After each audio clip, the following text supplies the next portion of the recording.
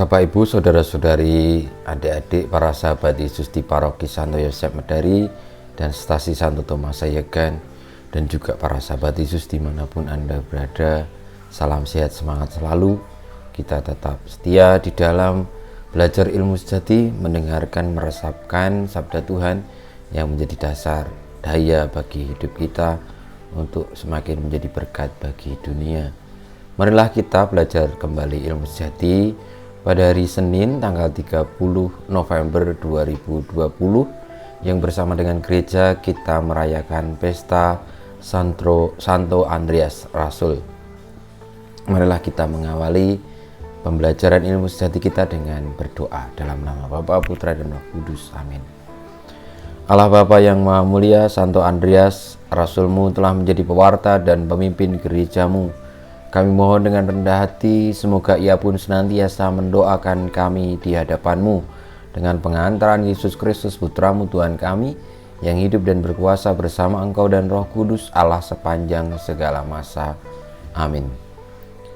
Para sahabat Yesus yang terkasih, pada pesta Santo Andreas Rasul kita bersama-sama belajar ilmu sejati dari Injil Matius bab 4 ayat 18 sampai dengan 22. Pada suatu hari ketika Yesus sedang berjalan menyusur danau Galilea, ia melihat dua orang bersaudara, yaitu Simon yang disebut Petrus dan Andreas saudaranya. Mereka sedang menebarkan jala di danau, sebab mereka itu penjala ikan. Yesus berkata kepada mereka, "Mari ikutlah aku, dan kamu akan kujadikan penjala manusia."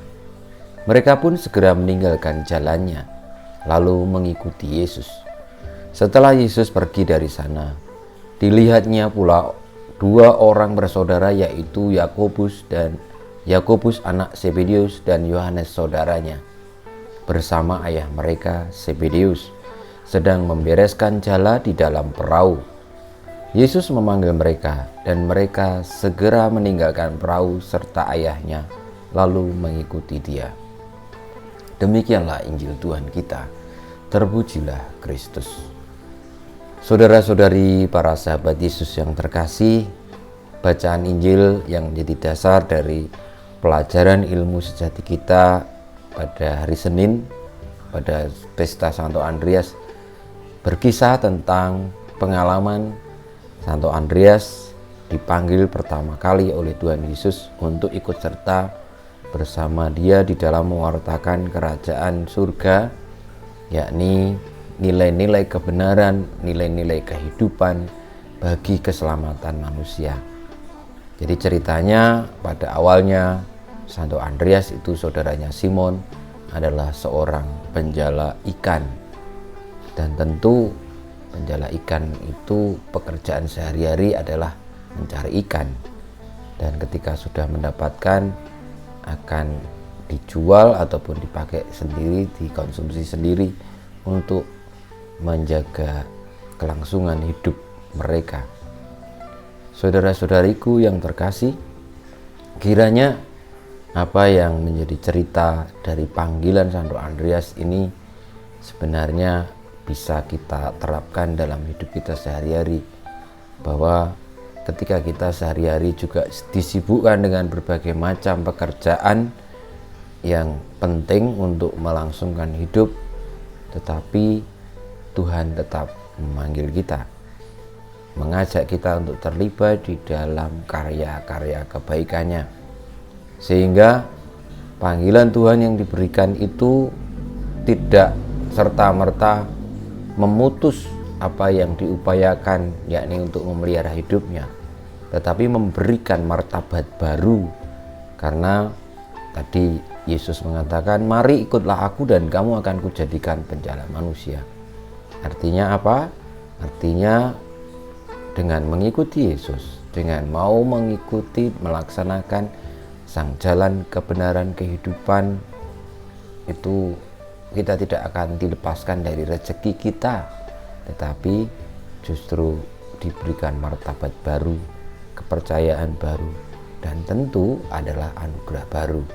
Kalau nanti akhirnya di dalam menanggung atau menjalankan kita mengikuti Yesus seperti para rasul itu harus menanggung konsekuensi penderitaan, konsekuensi bahkan ancaman kematian, menjadi seorang martir, itu menjadi bagian dari konsekuensi. Tetapi bahwa konsekuensi itu lalu tidak serta-merta mengatakan bahwa itu akan memutus rezeki dan membelokkan pemeliharaan Tuhan. Tidak.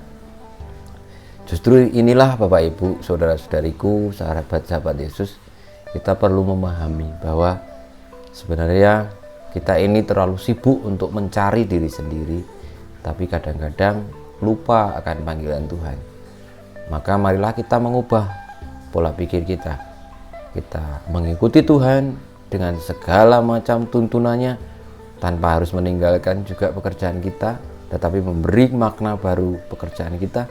Tentu kita akan mendapatkan banyak berkat dan kita tidak akan dimatikan rezeki kita. Maka itulah yang akan menjadi pengingat bagi kita secara khusus di dalam situasi-situasi pandemi seperti ini yang tentu tidak mudah, karena banyak peristiwa yang terjadi seolah-olah lalu membuat hidup manusiawi kita terancam. Tetapi kalau kita percaya bahwa ketika kita mengikuti kebenaran Tuhan dan selalu tekun di dalam melaksanakan, mengupayakan hal-hal duniawi yang benar, tepat, sesuai dengan kehendak Tuhan, pasti semuanya akan disediakan dan dicukupkan untuk kita, sebagaimana Ia memanggil para rasul sendiri. Kita mohon berkat Tuhan untuk hidup kita dan tugas perutusan pelayanan kita mewartakan kebenaran dalam mengikuti Tuhan Yesus. Kemuliaan kepada Bapa dan Putra dan Roh Kudus seperti pada permulaan sekarang selalu dan panjang segala abad. Amin. Ya Yesus, jadikanlah hati kami seperti hati-Mu. Tuhan bersamamu dan bersama rohmu. Kita semua hidup kita, karya-karya kita, perjuangan kita untuk menanggapi panggilan Tuhan, mewartakan karya kebenaran, senantiasa dibimbing, dilindungi, diberkati Allah yang Maha Kuasa, Bapa, Putra, dan Roh Kudus. Amin.